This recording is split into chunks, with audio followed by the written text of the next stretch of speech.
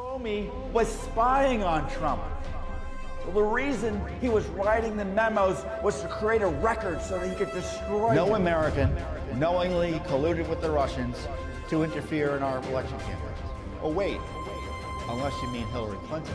Pardons, prosecutions, and transparency.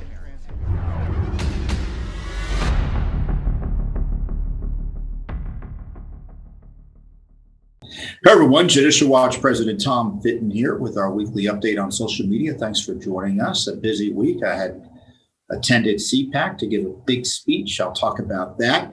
Plus, Judicial Watch is in court defending your rights under the Constitution. A big brief we filed with the Supreme Court this week. I'll talk about that. On top of that, we're trying to free President Trump. We are advocating for bringing President Trump back onto Facebook and other big tech platforms. I have some developments there as well.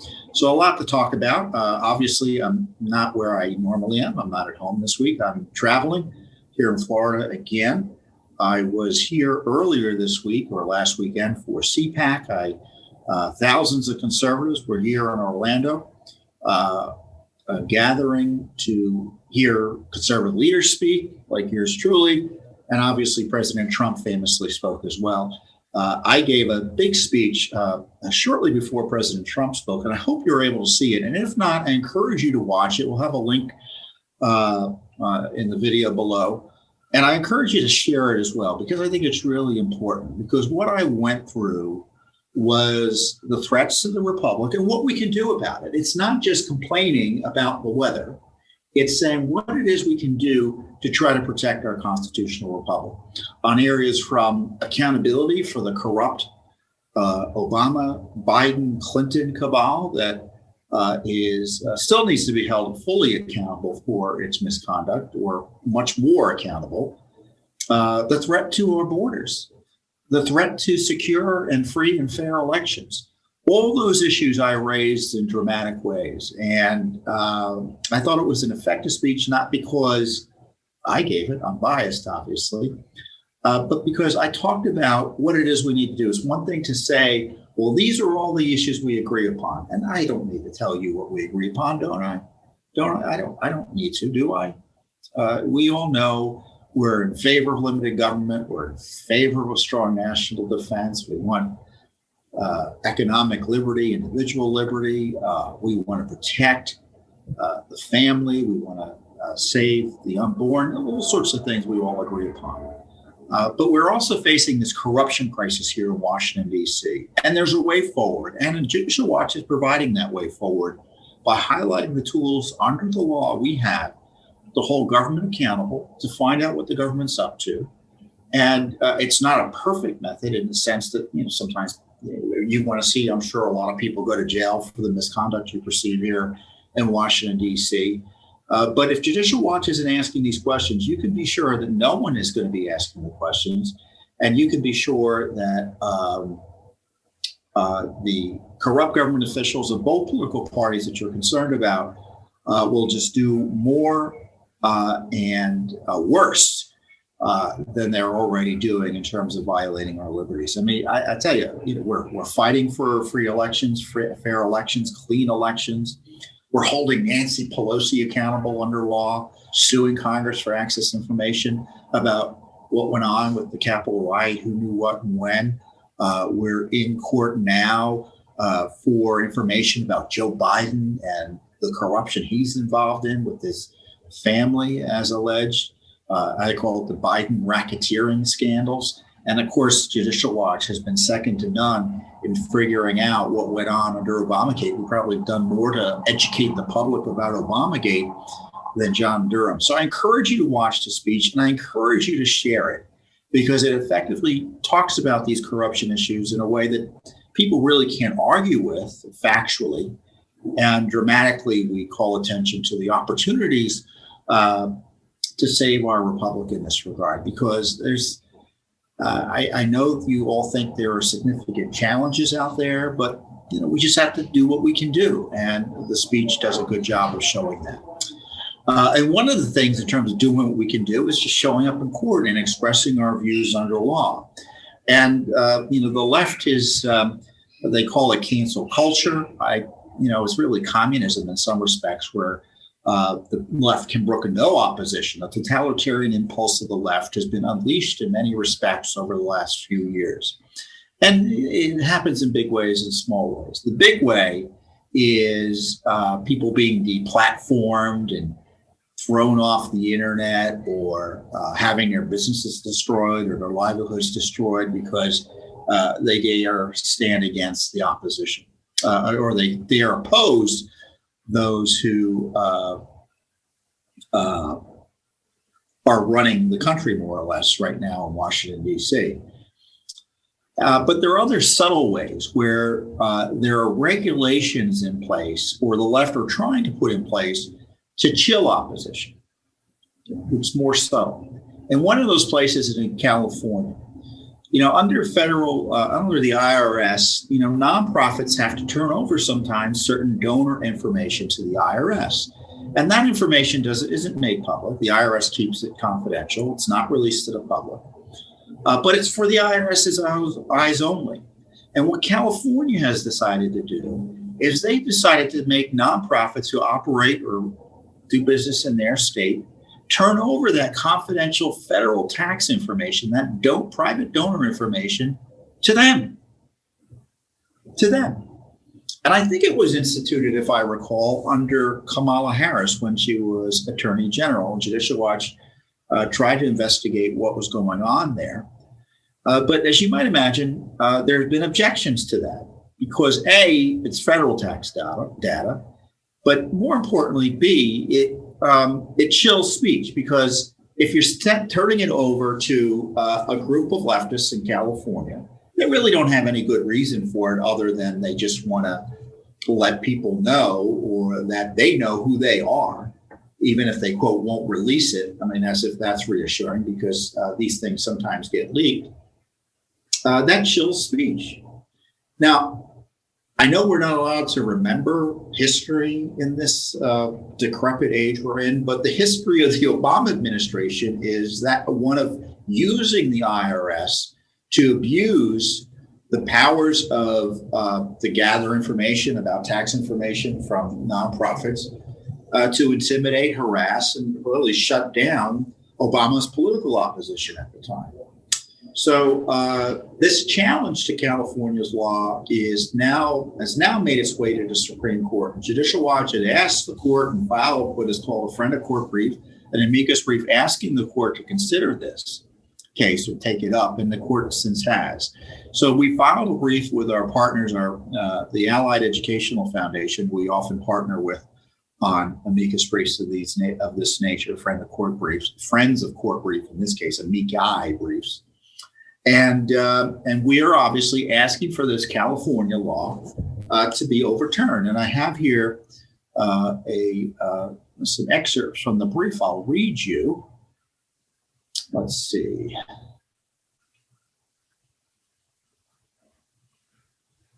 As I said, this law in California compels the disclosure of certain organizations' donors. And we argued that the decision, of course, it was the Ninth Circuit, which I don't need to tell you about.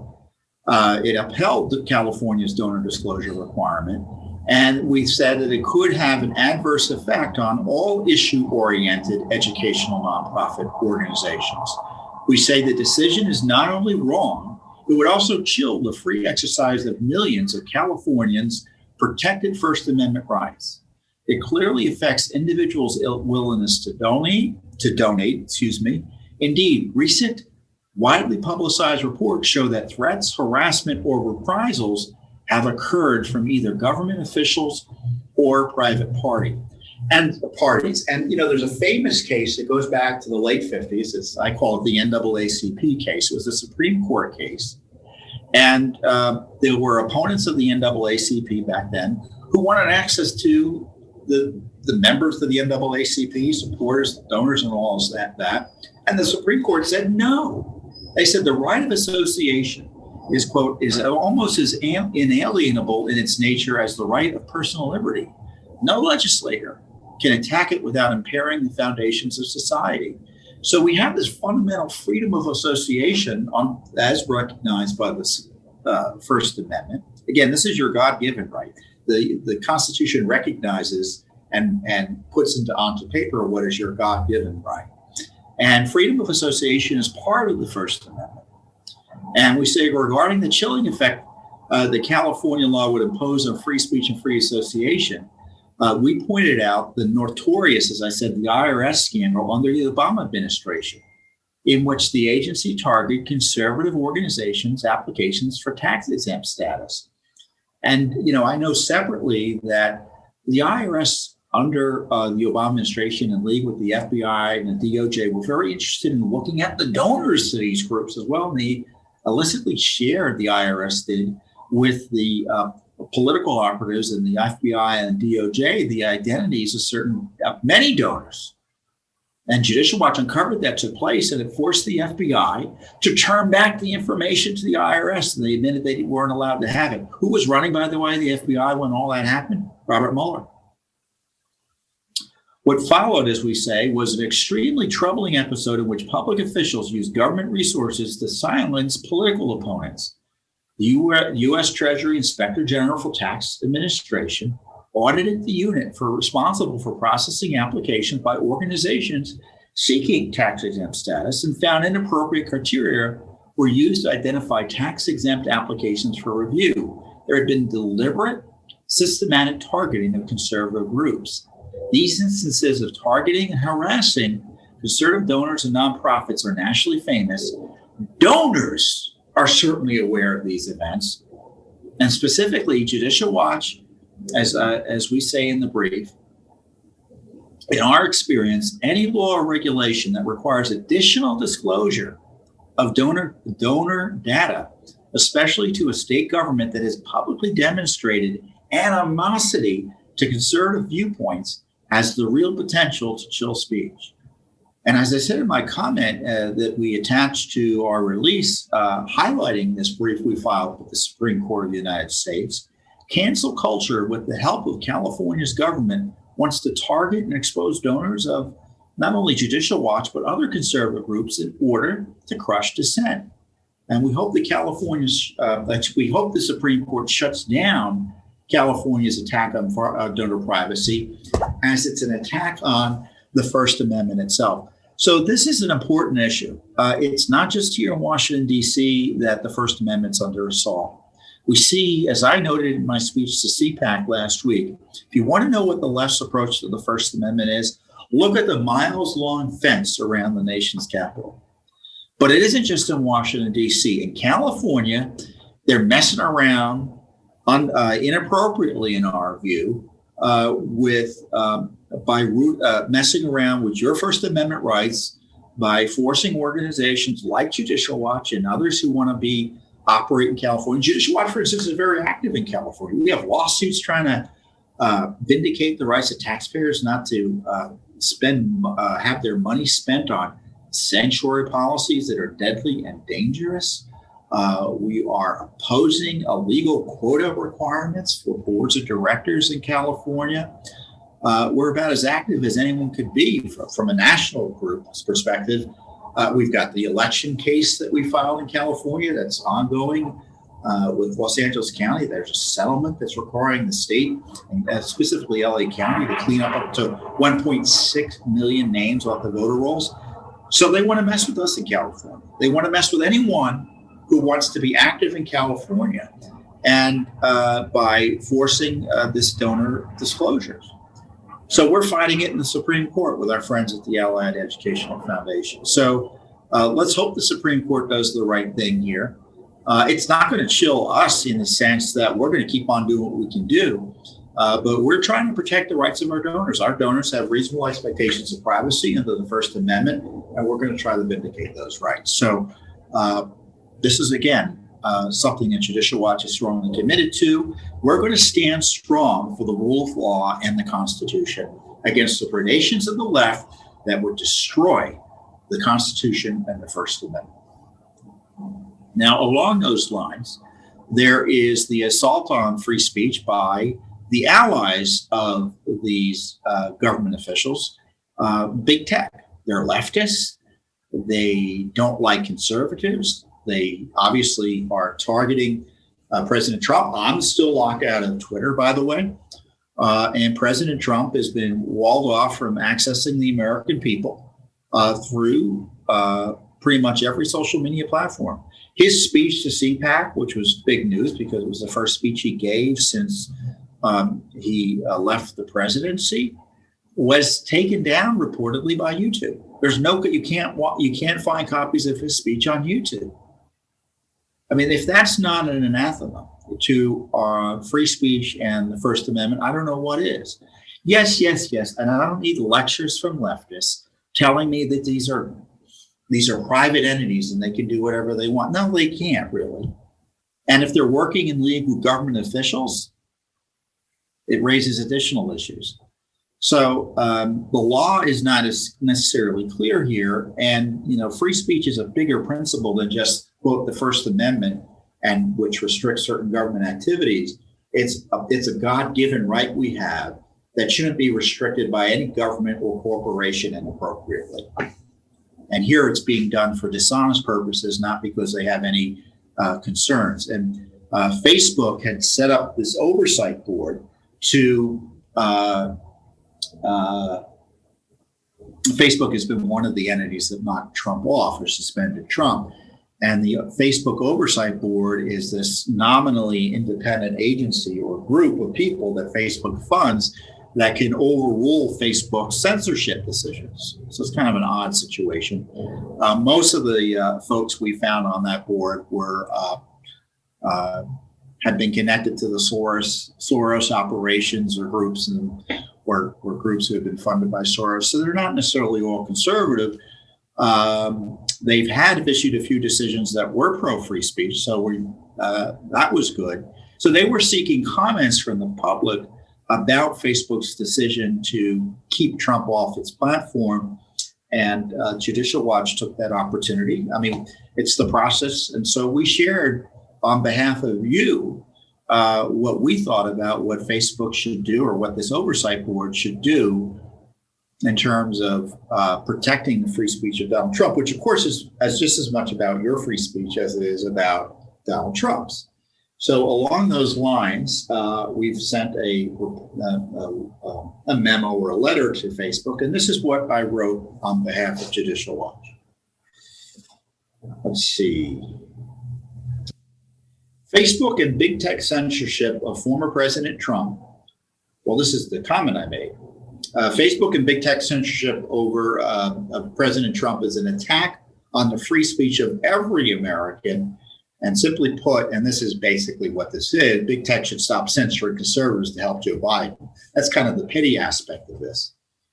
But the formal report was, or the formal comment I made for Judicial Watch and you, is the following. Judicial Watch is a nonprofit, nonpartisan educational foundation promoting transparency, accountability, and integrity in government and fidelity to the rule of law.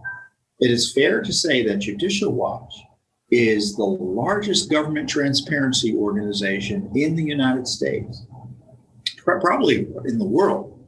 The Oversight Board, which is this Facebook entity, should quickly reverse Facebook's panicked decision to suspend then President Trump from its platform.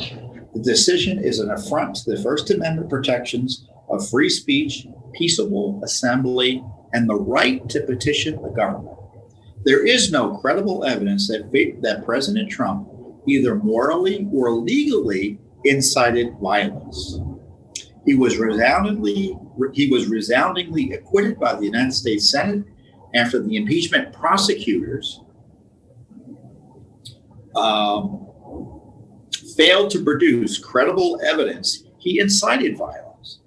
For Facebook to suggest President Trump incited violence and that complaints about the administration of an election could incite violence is a political position aligned with the left and political opponents of President Trump and his supporters. The Trump standard Facebook would set for speech on its platform would, if fairly applied, limit core political speech of every user on every public policy topic.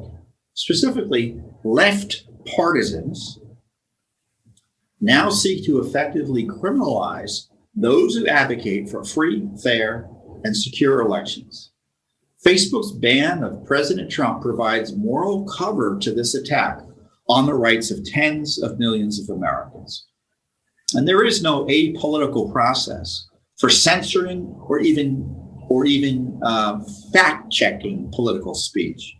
And Facebook's policy should reflect this reality on topics ranging from election reform to, as the Oversight Board previously found, COVID debates. And I parenthetically note, the internet and platforms such as Facebook are increasingly seen as public accommodations. In Washington, D.C., restricting access to public accommodations based on political affiliation, for example, is prohibited under the D.C. Human Rights Act. So there are jurisdictions that prohibit discrimination based on political affiliation. The brazen deplatforming of President Trump is chilling the speech of other Facebook users and internet users generally, who fairly worry about Facebook censoring and deplatforming them. Facebook censorship also undermines government and related transparency. Politicians who communicate their views on Facebook are providing transparency and information that otherwise may not be available to voters and citizens. Deplatforming President Trump certainly chills the speech of other politicians and deprives citizens of useful insights about these politicians and government policies. So when they target Trump, they're targeting you. They are suppressing speech across the board, and it's on behalf of leftists who don't want opponents to speak out against what they're doing on virtually every public policy issue. And in my view, when Facebook and these internet big tech companies engage in censorship, and they say they're doing it for reason X, when in fact they're doing it for reason Y, which is leftist and partisan and completely arbitrary and capricious, they're falsely advertising, they're engaged in business fraud, they're lying to their investors, which is securities fraud, and they should be subject to investigation for it. So this isn't even a Section 230 issue. This is just basic fraud. And so I hope the Oversight Board takes some action here. There have been other elected officials in other countries who have expressed concern about what Facebook and big tech has done to President Trump. And obviously, we're all concerned about it because we know he's a stalking horse for other Americans and citizens fairly across the world who don't want to march to the establishment drum. On issues ranging, as I said, from COVID to election integrity, to life, to some of these cultural issues, immigration. Believe me, they're going to start cracking down on criticism of Obama's, Freudian slip, Biden's crazed amnesty agenda that is destroying our border security and endangering the public safety and public health. I don't know, for instance, YouTube, if I say the wrong thing on the election, they'll take the video down. So, either we abandon all these platforms, which I don't think is something we all want to do. I mean, Judicial Watch is an educational group. We want to be able to talk to as many people as possible without an unreasonable restriction on our ability to talk. And so President Trump is a test case. He's the canary in the coal mine. And I say that knowing that other conservatives have been taken off already. So we need to fight and stand up for free speech. And Judicial Watch has other ideas in that regard. So this is something we submitted. And so big tech censorship is something we take very seriously because, as I said, big tech is a front for big government in this regard. And to have this unified effort to destroy free speech is something that we should be very much concerned about. So I encourage you again to watch the CPAC speech. The brief I talked about is available on our internet site, and so is this comment I gave to the brief on donor privacy is available on our internet site, and so is the material I just talked to you about Facebook. So Judicial Watch will continue to do the heavy lifting on behalf of you, the American people, the rule of law, and of course, our glorious Constitution. Thank you and have a great week. And I'll see you next time here on the Judicial Watch Weekly Update.